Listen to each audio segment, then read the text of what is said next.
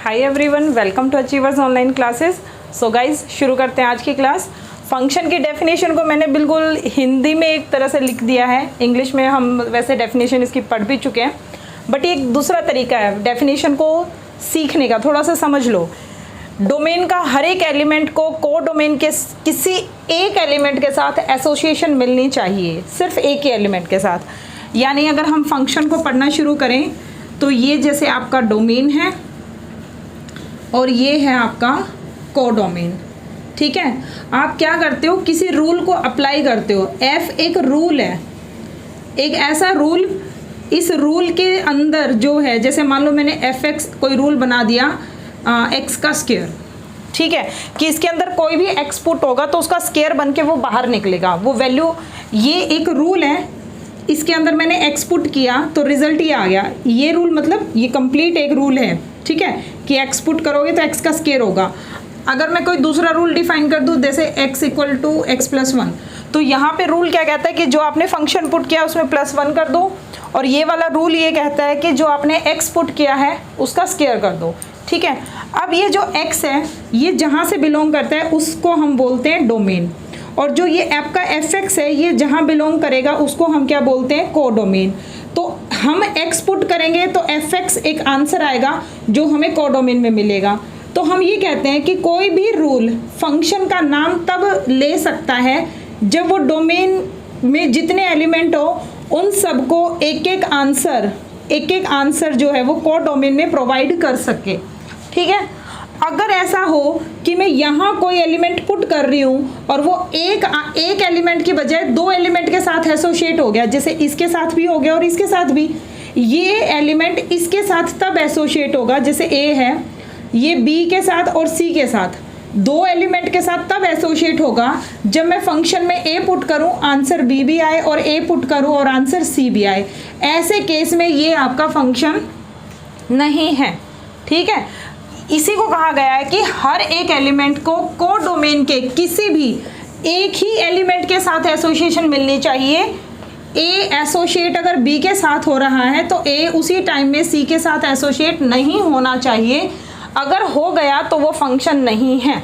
ठीक है, दूसरा, डोमेन के एक एलिमेंट को जब फंक्शन में पुट करें तो आंसर यूनिक आना चाहिए कोडोमेन के अंदर। वही बात जो हम एसोसिएशन पढ़ते हैं उसका मतलब ये निकलता है कि फंक्शन में जब मैंने कोई एलिमेंट पुट करा, यहाँ से डोमेन का ये कोई भी एलिमेंट यहाँ पुट करूँ तो ये आंसर यूनिक आना चाहिए। डबल किस केस में आएगा, जैसे एफ ऑफ एक्स जो है वो मैं कहूँ root of x with plus minus, तो एफ ऑफ 4 मैंने पुट कर दिया तो प्लस माइनस 2 आंसर आ गया। तो 4 जो एलिमेंट है वो 2 के साथ भी एसोसिएट हो जाएगा और -2 के साथ भी, तो इसकी दो एलिमेंट के साथ क्या आ रही है, एसोसिएशन। 4 पुट करने से +2 और -2 दो आंसर आ रहे हैं, तो ये जो है वो फंक्शन नहीं है।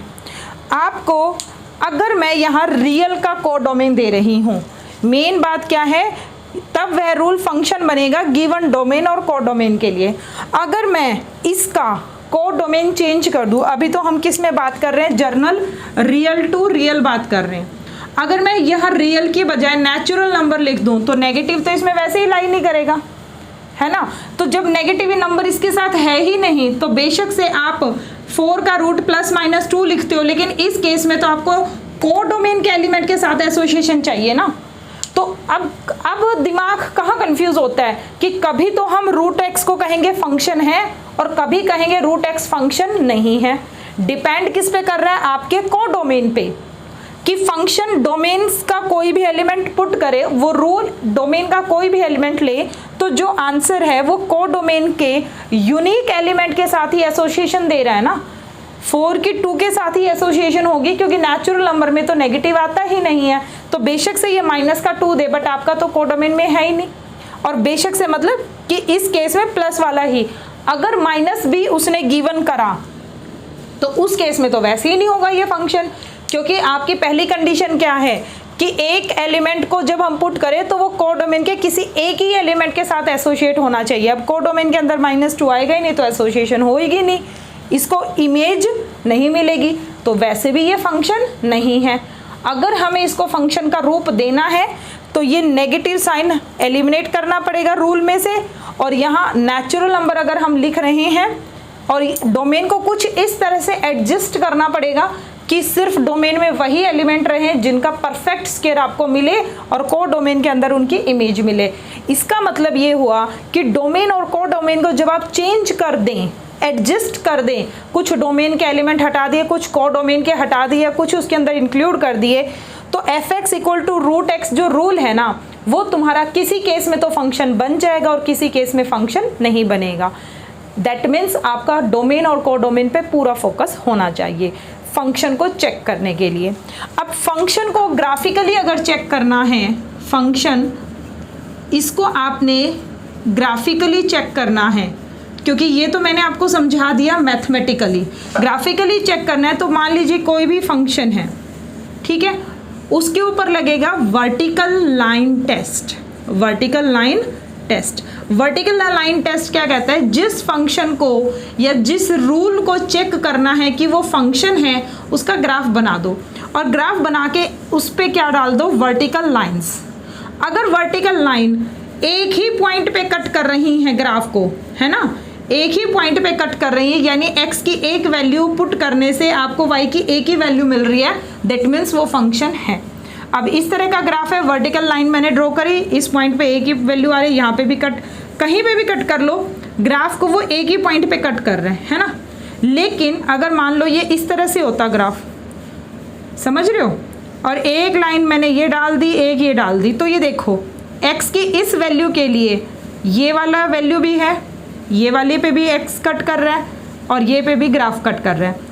x की इस वैल्यू के लिए ग्राफ को यहाँ पे भी कटिंग मिल रही है, ग्राफ को यहाँ पे भी कटिंग मिल रही है और ग्राफ को यहाँ पे भी कटिंग मिल रही है। इसका मतलब समझ रहे हो कि जब x की ये वैल्यू पुट करी जाएगी फंक्शन के अंदर, ये फंक्शन का ग्राफ है, x की ये वैल्यू पुट की जाएगी तो 1, 2 और 3, यानी एक वैल्यू पुट करने से आप 3 एलिमेंट के साथ उसको एसोसिएट कर रहे हो। हम तो उसको 2 की इजाज़त नहीं देते कि वो 2 के साथ भी ना एसोसिएट करे, यहाँ तो वो किसके साथ एसोसिएट हो रहा है, 3 के साथ। डेफिनेशन क्या कहती है, सिर्फ एक एलिमेंट के साथ एसोसिएशन होनी चाहिए, 3 के साथ नहीं, तो ये फंक्शन नहीं है। ये ग्राफिकली टेस्ट होता है। वर्टिकल लाइन, अगर वर्टिकल लाइन डालें और कर्व को सिर्फ एक ही पॉइंट पर कट कर रहा है, दैट मीन्स x की इस वैल्यू के लिए y के सिर्फ एक ही वैल्यू आ रही है, x की इस वैल्यू के लिए y के सिर्फ एक ही वैल्यू आ रही है। बट अगर आपका कर्व इस तरह का बना हुआ है और वो x की इस पे यहाँ पे भी वैल्यू दे रहा है, यहाँ दे रहा है, यहाँ दे रहा है, यहाँ दे रहा है, यहाँ दे रहा है, 1, 2, 3, 4, 5 वैल्यूज़ आ रही है या एक से ज़्यादा वैल्यू आ रही है, तो वो फंक्शन नहीं है। ठीक है भाई, आगे देखो इसमें, हाँ जी, नेक्स्ट देखिए इसमें, number of functions from A to B. अगर ए से लेके बी तक कोई पक्का हो गया, पहले तो आपने क्लियर कर लिया कि वो फंक्शन फॉर्म कर रहा है, ठीक है, तो एक सेट से लेके वो दूसरे सेट तक कितने फंक्शन फॉर्म करेगा, ये डिपेंड करता है कि ए और बी में नंबर ऑफ एलिमेंट्स कितने हैं। ठीक है, अब हम ए से बी तक जा रहे हैं ना, बी फॉर बेस, तो बी का ऑर्डर आपने बेस में रखना है और ए का ऑर्डर पावर में। समझ आ गई बात, यानी ऑर्डर ऑफ बी की पावर ऑर्डर ऑफ ए, या आप इसको दूसरे शब्दों में कहें, अगर बी के अंदर n एलिमेंट्स हैं और ए के अंदर m, तो आंसर होगा n की पावर m। फॉर एग्जांपल, अगर फंक्शन है एक सेट जिसके अंदर 1, 2, 3 एलिमेंट्स हैं और एक और सेट है जिसके अंदर 1, 2, 3, 4 एलिमेंट्स है सपोज, ठीक है, तो function A to B define हो रहा है, तो मैं कहूँगी नंबर ऑफ फंक्शंस, मैं कितने फंक्शंस डिफाइन कर सकती हूँ, तो जो नंबर ऑफ फंक्शन होगा वो ऑर्डर ऑफ बी की पावर ऑर्डर ऑफ ए, यानी बी फॉर सेकेंड सेट, तो 4 एलिमेंट है तो 4 की पावर 3, 4 × 4 × 4, तो इतने फंक्शंस हम एक सेट से लेके दूसरे सेट के ऊपर डिफाइन कर सकते हैं। ठीक है, यहाँ पे इसको याद रखना। अच्छा, कई बार बच्चे एनएम का फॉर्मूला कर लेते हैं याद, बुक्स में इसको कभी एन कभी इसको एम कह देंगे, लेकिन जो हम फॉर्मूला लिख रहे हैं वो ये है, ए से बी है ना, तो ए पहले है तो एम एन, ऐसे होता है ना, L M N A B, तो ऐसे याद रखना, ए में एम है और बी में एन, तो इस तरह से आपको कन्फ्यूजन नहीं रहेगी। एन और एम किसके एलिमेंट है पता चल गया, एन बी के और एम ए के। उसके बाद हम पढ़ेंगे फंक्शंस में 1 functions, onto functions, many one और इनटू फंक्शंस। मेन आपके पास ये 4 टाइप है, 1, ऑन टू, मैनी वन और इनटू। इनकी डेफिनेशन से पहले मैं इनके फॉर्मूले लिखवा देती हूँ आपको। ए से बी तक अगर हम 1 1 फंक्शन ले रहे हैं तो उसके लिए सबसे पहले तो यही कंडीशन है, order of A is less than equal to order of B, otherwise 0। ठीक है, अदरवाइज मतलब अगर इस केस ये केस है तो ये होगा, नहीं तो फिर 0 1 1 फंक्शन होंगे। ठीक है, फॉर्मूला क्या है, एनसीएम इंटू एम फैक्टोरियल। जैसे आपका कंडीशन है 1 1 फंक्शन बनने की कि बी में ज़्यादा एलिमेंट होने चाहिए या बराबर। कभी ऐसा नहीं होगा कि जैसे 4 एलिमेंट इसमें 3 इसमें, तो उसमें 1 1 फंक्शन आप डिफाइन नहीं कर सकते 1 1 फंक्शंस की, क्योंकि डेफिनेशन क्या होगी भाई, डेफिनेशन ये होती है different element have different images, मतलब आप 2 एलिमेंट को एक इमेज नहीं दे सकते। अगर यहाँ 4 एलिमेंट है A1 A2 A3 A4, वैसे स्मॉल डालना चाहिए था B1 B2 B3। ठीक है, इस एलिमेंट को ये इमेज मिल गई, इसको ये तो बिना इमेज का रह गया। अगर ये बिना इमेज का रह गया तो ये फंक्शन नहीं है, क्योंकि डोमेन के हर एलिमेंट को इमेज मिलेगी और कोडोमेन के अंदर होगी, तभी वो रूल फंक्शन बनेगा। और हम ये सोचें कि चलो इसको भी यही इमेज दे देते हैं, तो 2 डिफरेंट एलिमेंट थे बट उनकी इमेज क्या हो गई, सेम। तो इस केस में डोमेन के एलिमेंट ज़्यादा हैं और कोडोमेन के कम। तो जब ए का ऑर्डर बी के ऑर्डर से ज़्यादा होगा तो फंक्शन, इक्वालिटी नहीं, ज़्यादा होगा तो 1 1 फंक्शन कितने होंगे, 0। अगर ए का ऑर्डर बी के ऑर्डर से ज़्यादा है तो 1 1 फंक्शन कितने होंगे, 0। लेकिन या तो बराबर हो या छोटा हो। ठीक है, तो हमारे पास है ये formula NCM into M factorial. इसका भी एक लॉजिक है, बट हमें लॉजिक में नहीं जाना फिलहाल।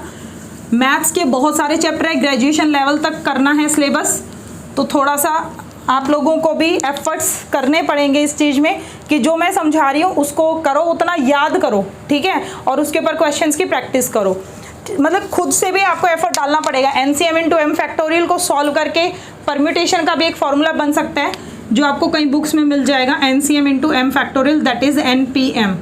ठीक है, क्योंकि ये फॉर्मूला क्या होता है, N factorial upon N minus M factorial. और एनसीएम को कैसे खोलते हैं, N factorial upon M factorial into N minus M factorial, और मल्टीप्लाई में इसीलिए एम फैक्टोरियल साथ चलता है ताकि इससे ये कैंसिल हो, तो ये और ये सेम, तो ये और ये आपका सेम हो जाएगा। तो आप कुछ भी यहाँ लिख सकते हैं, एनसीएम इंटू एम को ये भी लिख सकते हो। तो I think this is done. ठीक है, एक टॉपिक पे ज़्यादा इधर खींचेंगे नहीं इसको। थर्ड फॉर्मूला, ये तो हुआ आपके number of 1 1 functions, number of onto functions, number of onto functions. ठीक है, from A to B.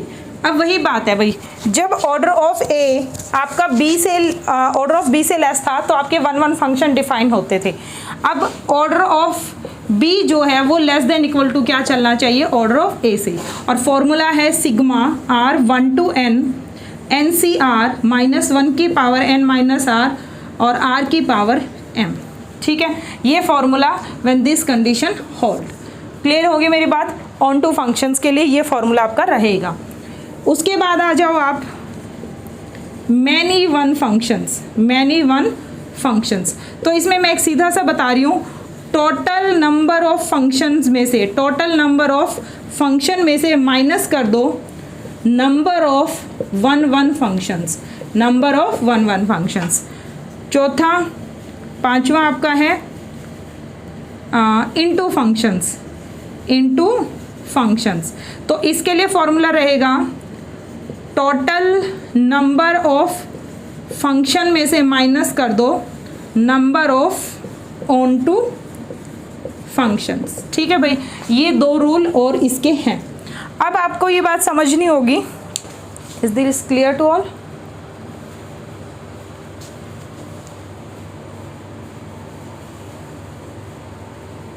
Yes, this is clear. Okay, अब आपको एक चीज़ समझनी है कि मैनी वन में से हमने ये क्या किया भाई, टोटल में से हमने 1 1 के नंबर ऑफ 1 1 फंक्शंस कैसे माइनस कर दिए, और टोटल नंबर ऑफ फंक्शंस में से ऑन टू फंक्शन माइनस करके इनटू कैसे निकलेगा। तो एक बात समझो, ये एक दूसरे के कॉम्प्लीमेंट हैं। मैनी वन की डेफिनेशन क्या होती है, which functions, those function which are not those function which are not one one called many one functions. ठीक है भाई, जो फंक्शन वन वन नहीं है ना उसको हम क्या बोलते हैं, many one. And which are not onto functions, और जो ऑन टू फंक्शन नहीं है उनको हम क्या बोलते हैं, इनटू फंक्शंस बोलते हैं। तो ये एक दूसरे के क्या हो गए, कॉम्प्लीमेंट। और कॉम्प्लीमेंट हम कैसे निकालते थे, टोटल में से एक चीज को माइनस कर दो तो दूसरा आ जाएगा। तो मैनी वन वन का कॉम्प्लीमेंट है, ऑन टू इनटू का कॉम्प्लीमेंट है। तो इनटू का नंबर फाइंड आउट करना है, तो टोटल नंबर ऑफ फंक्शंस में से number of onto functions का क्या कर देंगे, माइनस कर देंगे। अभी इनकी डेफिनेशन भी समझाऊंगी, बट पहले कुछ एग्जाम ओरिएंटेड काम कर लेते हैं सीधा। अच्छा, इनटू फंक्शन में से जो एग्जाम के लिए मोस्ट इंपॉर्टेंट क्वेश्चन बनता है, मोस्ट एग्जाम के लिए इंपॉर्टेंट है, एग्जामिनर क्या करेगा, इसमें तो आपको बहुत सारे एलिमेंट दे देगा डोमेन में, और को डोमेन के अंदर सिर्फ 2 एलिमेंट देगा। ठीक है, सब एलिमेंट अब कहाँ जाएंगे, इन्हीं 2 के पास जाएंगे। अगर ना गए तो समझ रहे हो ना क्या होगा, फंक्शन ही डिफाइन नहीं होगा। सब एलिमेंट को इमेज चाहिए और यहाँ सिर्फ 2 ही एलिमेंट पड़े हैं। अगर यहाँ 2 ही एलिमेंट है और अब सीधी सी तो बात दिख रही है, ये तुम्हारे पास क्या है, इनटू फंक्शन। डेफिनेशन भी साथ साथ समझ लो। फिर वन फंक्शन की मैंने तुम्हें बता दी थी, different element has different images. Onto function क्या कहता है कि को डोमेन में जितने भी एलिमेंट हैं उनकी प्री इमेजेस आपको यहाँ मिलनी चाहिए। ठीक है, को डोमेन के एलिमेंट की, हर एक एलिमेंट की प्री इमेज डोमेन के अंदर होनी चाहिए। जैसे हम फंक्शन के लिए कहते हैं कि डोमेन का कोई भी एलिमेंट बिना इमेज का ना रहे, हर एलिमेंट को उसको अपनी इमेज को डोमेन के अंदर मिले। अगर मान लो यहाँ पे कोई एक एलिमेंट छूट भी जाए तो भी ये फंक्शन है, क्योंकि फंक्शन की जो कंडीशन है वो ये है भाई यहाँ का कोई एलिमेंट ना छूटे। लेकिन अगर मान लो यहाँ का कोई भी एलिमेंट, मैंने कह दिया ये बिना इमेज का है, ये एलिमेंट बिना इमेज का है, तो ये फंक्शन नहीं होगा। ठीक है, यानी डोमेन का कोई एलिमेंट नहीं छूटना चाहिए डेफिनेशन ऑफ फंक्शन के अकॉर्डिंग। ऑन टू ये कहता है जैसे तुमने फंक्शन पे डोमेन की कंडीशन को रेस्ट्रिक्ट कर दिया था कि भाई तुझे इमेज मिलेगी ही मिलेगी, तो ऑन टू में हम ये कहते हैं को डोमेन के हर एक एलिमेंट को डोमेन के अंदर प्री इमेज मिलेगी, डोमेन के अंदर प्री इमेज मिलेगी, क्योंकि डोमेन के एलिमेंट की इमेज कोडोमेन में होती है और कोडोमेन की प्री इमेज डोमेन के अंदर होती है, प्री इमेज मिलेगी। ये किसकी डेफिनेशन है, कोडोमेन में अगर आप ऑन टू फंक्शन साबित करना चाहते हो किसी भी फंक्शन को, तो कोडोमेन के हर एक एलिमेंट को इसके अंदर प्री इमेज मिलेगी। अगर कोडोमेन में 1, 2, 3 एलिमेंट है और इस एलिमेंट की कोई इमेज यहाँ नहीं आ रही, तो हम ये कहेंगे भाई ये फंक्शन ऑन टू नहीं है।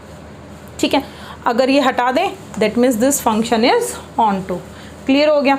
और जो फंक्शन ऑन टू नहीं होगा, मान लो एक एलिमेंट रह गया ऐसा, है ना, अब इसकी तो कोई प्री इमेज नहीं है, तो यानी ये नॉट ऑन टू है। ये क्या है, नॉट ऑन टू। दिस अगर ये रिलेशन क्या दिखा रहा है, नॉट ऑन टू, तो इस केस में ये क्या हो जाएगा, इनटू फंक्शन। ठीक है, क्लियर हो गई डेफिनेशंस। तो वन भी पता चल गया, ऑन टू भी, मैनी वन भी और इनटू भी। इनके आपको मैंने ये फॉर्मूले भी बता दिए। अभी एग्जांपल करेंगे तो उसमें आपको क्लियर हो जाएगा ये फॉर्मूले हम कैसे यूज़ करते हैं। उसके बाद एक फॉर्मूला जो आपका रहता है वो है नंबर ऑफ कांस्टेंट फंक्शंस का। ठीक है, और एक है आपका नंबर ऑफ बाइजेक्शन, यानी वन एंड ऑन टू बोथ। इन पे ज़्यादा टाइम नहीं लगाया, एग्जाम्पल के थ्रू क्लियर हो जाएंगी बाकी चीज़ें।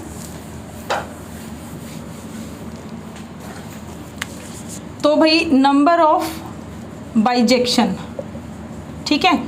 अच्छा, वन का एक दूसरा नाम क्या होता है, इंजेक्शन, और ऑन टू को हम क्या बोलते हैं, सरजेक्शन। और जो वन ऑन टू दोनों होते हैं उनको हम क्या बोलते हैं, बाइजेक्शन। ठीक है, और बाइजेक्शन अगर कहीं होल्ड होगा तो वही फंक्शन क्या हो सकता है, इन्वर्टिबल हो सकता है, यानी फंक्शन का इन्वर्स एग्जिस्ट करेगा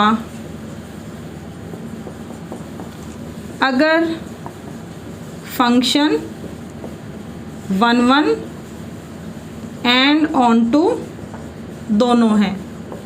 ठीक है, ये सिंपल सी डेफिनेशन है। अगर फंक्शन 1 1 और ऑन टू दोनों है, इसका मतलब फंक्शन क्या होगा, इन्वर्टिबल, यानी फंक्शन अगर बाइजेक्शन है, अप्लाई हो रही है, दैट मीन्स वो आपका इन्वर्टिबल होगा। अब देखो नंबर ऑफ बाइजेक्शन।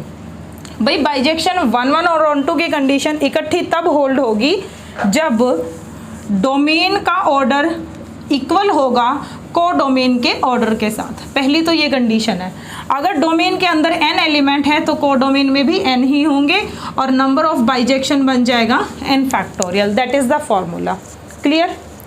अब आ जाओ number of constant function. Number of constant function, number of constant function क्या है, जैसे a के अंदर है 1 2 3 4 सारे नेचुरल नंबर, और b के अंदर मैंने एक डाल दिया 6।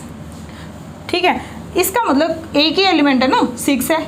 क्या होता है constant function, f of x is equal to 7 या f of x is equal to 6 for all x belongs to domain. Domain आपका कुछ भी दिया हो, चाहे फॉर ऑल 6 है, जैसे for all x belongs to domain, है ना। एक बात बताओ, ये वाला केस हो ऊपर वाला या नीचे वाला, कहने का मतलब है 7 6 5 k एनी कोई भी कांस्टेंट यहाँ पे गिवन है। For all x belongs to domain के लिए सारे fx जो हैं वो 7 आंसर दे रहे हैं, यानी सारे x की इमेज सिर्फ 7 आ रही है। तो सब किसके ऊपर इमेज दे रहे हैं, सब किसके साथ एसोसिएट है, ओनली एक ही एलिमेंट के साथ। तो भाई यहाँ कितने फंक्शन बनेंगे, आप कितने रूल ऐसे अप्लाई कर सकते हो जो यहाँ से लेके यहाँ तक, यहाँ से लेके यहाँ तक इमेज दे और वो यही आए, वो इकलौता यही रिलेशन होगा। देखो फंक्शन को मान के चलो रूल, ऐसे कितने रूल तुम डिफाइन कर सकते हो जो यहाँ से सिर्फ एक एलिमेंट पे इमेज दें, तो वो एक ही तो रूल होगा, fx बराबर 6। आप ऐसे कितने f बना सकते हो, f1 f2 f3 कितने बना सकते हो, तो एक ही बनेगा। अगर आपको पता है कि आपने 6 ही आंसर देना है तो एक ही रूल है, fx इक्वल टू 6, तो यहाँ पे आंसर क्या हो जाएगा इस केस में 1। लेकिन मान लो अगर यहाँ 7 भी डाल दूँ, कितने एलिमेंट डाल दिए मैंने 7, तो या तो 6 होगा या फिर 7, या तो एक फंक्शन ये डिफाइन हो सकता है या ये, तो कितनी चॉइस होगी 2। अगर मैं कहूँ एक कांस्टेंट मैंने और डाल दिया 8, ठीक है, तो अब चॉइस होगी कि मैं कितने फंक्शन डिफाइन कर सकती हूँ, या तो 7 के लिए या 6 के लिए या 8 के लिए। मैं क्या कहना चाहती हूँ कि अगर तुम किसी फंक्शन को कांस्टेंट फंक्शन का नाम देते हो तो फंक्शन हर एक एलिमेंट के ऊपर इमेज वो कांस्टेंट ही देगा और तो कुछ देगा ही नहीं। तो 3 कांस्टेंट है तो तुम 3 फंक्शन बना सकते हो, 4 कांस्टेंट है तो 4 फंक्शन बना सकते हो। तो सीधी सी बात है भाई, नंबर ऑफ कांस्टेंट फंक्शन किसके इक्वल होगा, number of constant given in codomain. सीधी सी बात है, कोडोमेन के अंदर जितने कांस्टेंट तुम्हें नजर आ रहे हैं उतने नंबर ऑफ कांस्टेंट के इक्वल होगा। अगर यहाँ 1 2 3 कांस्टेंट है तो number of constant function from a to b is 3। ठीक है, और यहाँ सिर्फ अगर एक ही कांस्टेंट होता है, ये 6 तो 1 आ जाता है। अगर यहाँ सिर्फ 2 कांस्टेंट होते हैं 6 और 7 तो यहाँ 2 आ जाता है, एंड दैट्स इट। क्लियर हो गया। सो ये कुछ आपके फॉर्मूले थे। आगे देखिए। हाँ जी, देखिए कुछ फंक्शंस के एग्जांपल्स। ठीक है, वैसे तो मैं ये थ्योरी नहीं करवाना चाह रही थी क्योंकि बहुत ही बेसिक थ्योरी है। अगर आपको एडवांस मतलब बिल्कुल जो मैथ एग्ज़ाम में आएगा, तो अगर आपको वो क्वेश्चंस ज़्यादा करनी है तो मैं ये मान के चलती हूँ कि आपको ये सब आता होगा, बट फॉर अ रिवीजन। ठीक है, ये मैं आपको एक बार रिवाइज़ करवा देती हूँ क्योंकि है बिल्कुल ये बेसिक चीज़ें। ठीक है, और जिन बच्चों ने अभी तक 12th की बुक पढ़नी शुरू नहीं की है तो वो पहले 12th की बुक पढ़ लें, क्योंकि हम एडवांस क्वेश्चंस की प्रैक्टिस तभी ज़्यादा कर पाएंगे जब आपका बेसिक आप खुद थोड़ा सा स्ट्रॉन्ग कर लेंगे। ठीक है, थ्योरी की क्लासेस मिलेंगी बट वो एडवांस के लिए मिलेंगी, तो ये फिर भी मैं आपको एक बार समझा देती हूँ। सबसे पहले आपको ये पता होना चाहिए एक्सप्लिसिट और इम्प्लिसिट फंक्शंस में क्या डिफरेंस है। एक्सप्लिसिट जहाँ y is equal to total f of x का फंक्शन है, for example y is equal to 2x + 3, y is equal to y is equal to y is equal to, जिसमें y y y बराबर में पूरा x का function एक side पड़ा है उसको हम बोलते हैं एक्सप्लिसिट। और इम्प्लिसिट फंक्शन जिसमें आपका एक्स वाई का रिलेशन इक्वल टू 0 चल रहा हो, यानी f of x comma y that equal to 0। तो ये कई बार इम्प्लिसिट एक्सप्लिसिट का नाम आ जाता है, तो बच्चे को क्लियर होना चाहिए y is equal to f of x type है, तो ये आपका एक्सप्लिसिट हो गया और ये आपका इम्प्लिसिट हो गया। अब आ जाओ बाउंडेड फंक्शन क्या होंगे भाई। बाउंडेड फंक्शन हमारे पास वो फंक्शन होते हैं जिनके लिए कोई रियल नंबर m एग्जिस्ट करे सच दैट उन फंक्शंस की सारी इमेजेस का जो मोड होगा वो लेस देन इक्वल टू उस नंबर से चले। f आपके पास क्या कहलाएगा, बाउंडेड फंक्शन कहलाएगा। इसका मतलब रेंज किसी ना किसी नंबर से कम होनी चाहिए और मोड लिया है तो इसके माइनस से वो बड़ी भी होनी चाहिए। लोअर बाउंड और अपर बाउंड एग्जिस्ट कर जाए, यानी आपको ये पता चल जाए कि इमेजेस 0 से लेके 10 तक रहेंगी, इमेजेस -2 से लेके -3 तक रहेंगी, यानी एफ एक्स क्या है, रेंज, एफ एक्स क्या है, इमेज। तो जो इमेज का सेट है वो इस नंबर से इस नंबर के बीच ही रहेगा, तो इसका मतलब वो एफ तुम्हारा उस डोमेन और को डोमेन के लिए बाउंडेड है। ठीक है, कुछ बाउंडेड फंक्शंस के एग्जाम्पल हैं, डायरेक्ट आ सकते हैं। Function sine x cos x -1 to 1 रहती है, इसकी range sine x cos x हमारे बाउंडेड फंक्शन है, इसीलिए हम क्या कहते हैं, साइन एक्स का mod less than equal to 1, cos x का mod less than equal to 1। 1/1 plus x square function भी बाउंडेड है, इसका रेंज 0 to 1 चले उस टाइम। एक आपका डिरिचलेट फंक्शन है जो आपसे एग्जाम में पूछ लिया जाता है कि which one function is bounded और नॉट, तो ये आपने डायरेक्ट याद रखने हैं कि डिरिचलेट फंक्शन होता क्या है। पहले तो इसकी डेफिनेशन याद रखना कि अगर x रैशनल में बिलोंग करता है तो आंसर 0 आएगा, और x अगर इरेशनल है तो आंसर क्या आएगा, 1। तो यानी पूरा डिरिचलेट फंक्शन रियल नंबर की तो इमेजेस निकाल रहा है, x क्या है, रियल हो गया ना, रैशनल और इरेशनल आ गया, दैट मीन्स रियल हो गया ये पूरा। रैशनल पे 0, इरेशनल पे 1, यानी आंसर 0 और 1 के अलावा कभी कुछ आएगा ही नहीं।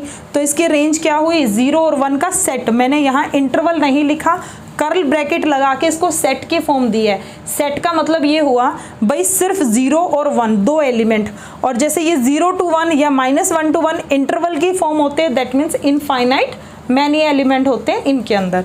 बताने के लिए मतलब बहुत कुछ है फंक्शंस में, बट इम्पोर्टेंट टच करवा रही हूँ।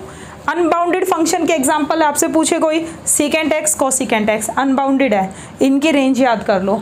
आज आपका यही काम होना चाहिए, ट्रिग्नोमेट्री उठाओ 11th की, फंक्शंस की रेंज, डोमेन सब याद करो, इन्वर्स वाले का भी याद कर लेना, जो भी उसके डोमेन और रेंज है। एक आपको मतलब पेज पे लिख के उसको अपने कमरे में कहीं ना कहीं चिपका के रखो, सारे फॉर्मूले जो भी आपने ट्रिग्नोमेट्री के हैं या आप कुछ भी पढ़ते हैं, ठीक है, फॉर्मूले की लिस्ट बनानी शुरू कर दीजिए अपनी। तो सीकेंट एक्स कोसिकेंट आपके अनबाउंडेड फंक्शन के एग्जांपल होंगे इनकी रेंज में। आप एक थोड़ा सा देखिए, रेंज इनफाइनाइट और इनफाइनाइट है, तो आपके फंक्शंस भी क्या निकल रहे हैं, अनबाउंडेड। रेंज फाइनाइट है, तो फंक्शंस क्या हैं आपके, बाउंडेड। ठीक है, तो कोट एक्स लॉग एक्स ई की पावर एक्स 0 to इन्फिनिटी में क्या है, अनबाउंडेड। क्लियर हो गया। कांस्टेंट फंक्शन क्या होता है, जब फंक्शन की सारी इमेजेस एक सी आ जाए, ये इसका ग्राफ होगा, ग्राफ में एक ही लाइन जाएगी ना। देखो ग्राफ क्या बता रहे हैं, x ये पुट करो तो भी y तक यहीं तक पहुंचोगे, x यहाँ पुट करो तो भी यहाँ तक पहुंचोगे, x यहाँ पुट करो तो भी फंक्शन यहीं तक जाएगा। ठीक है, यानी डोमेन भी रियल नंबर और रेंज आपकी सिर्फ क्या आ रही है, एक element which is c constant. तो डोमेन कुछ भी पुट कर दो यहाँ पे, आंसर आपका c आएगा, तो वो कांस्टेंट फंक्शन। आइडेंटिटी फंक्शन क्या होता है भाई, x पुट करे और आंसर x ही आ जाए, डोमेन भी रियल और रेंज भी रियल, और ये y is equal to x वाली लाइन होती है, याद रख लो इसको तो हमेशा, ये बहुत काम की चीज़ है। ठीक है, तो y is equal to x वाली लाइन। स्क्वायर फंक्शन क्या होगा, y is equal to x square, ये स्क्वायर फंक्शन होता है, ये पैराबोला की फॉर्म होती है। और इसका इंटरवल क्या होगा भाई, डोमेन तो रियल नंबर कुछ भी पुट करो, x को यहाँ कुछ भी पुट करे, आंसर क्या आएगा, मिनिमम आंसर आएगा x को जब आप 0 पुट करेंगे, और मैक्सिमम हमें नहीं पता, x इनफाइनाइट पुट होगा तो उसका स्क्वायर करेंगे वो भी इनफाइनाइट तक जाएगा। तो रेंज कहाँ से कहाँ तक जा रही है, x को 0 पुट करें तो 0 आ रही है, और 0 आ रही है दैट्स वाई क्लोज है, और अप टू कहाँ तक जाएगी, इन्फिनिटी तक। ठीक है, क्यूबिक फंक्शन नीचे लिखा हुआ है, शायद आपको नज़र ना आ रहा होगा, इसको यहाँ बना देती हूँ मैं एक बार। क्यूबिक फंक्शन जो है, अगर क्यूबिक फंक्शन को देखें, f x is equal to x cube, इसका डोमेन भी रियल और कोडोमेन यानी रेंज भी रियल नंबर है, और ये ग्राफ इस तरह से होगा इसका कुछ, ठीक है। ये होगा आपका y is equal to x cube का ग्राफ की पहचान होनी बहुत ज़रूरी है। ये x y is equal to x cube, ये y is equal to x square, ये y is equal to x, y equal to x सीधी लाइन। ये तो आई थिंक पता ही होगा सबको कि जब x की पावर 1 तक चलेगी यानी लीनियर होगी तो लाइन बनेगा, जैसे 2 3 4 हुई तो वो कर्व में बैंड आ जाएंगे, ठीक है, और वो आपका कर्व बन जाएगा। Parabola upward side y is equal to x square and this kind of जो शेप होगी वो y is equal to x cube. आगे देखिए कुछ इंपॉर्टेंट एग्जाम्पल अब। हाँ जी, नेक्स्ट देखिए, एक है आपका रेसिप्रोकल फंक्शन जिसमें f x equal to 1/x यानी x का रेसिप्रोकल 1/x आएगा।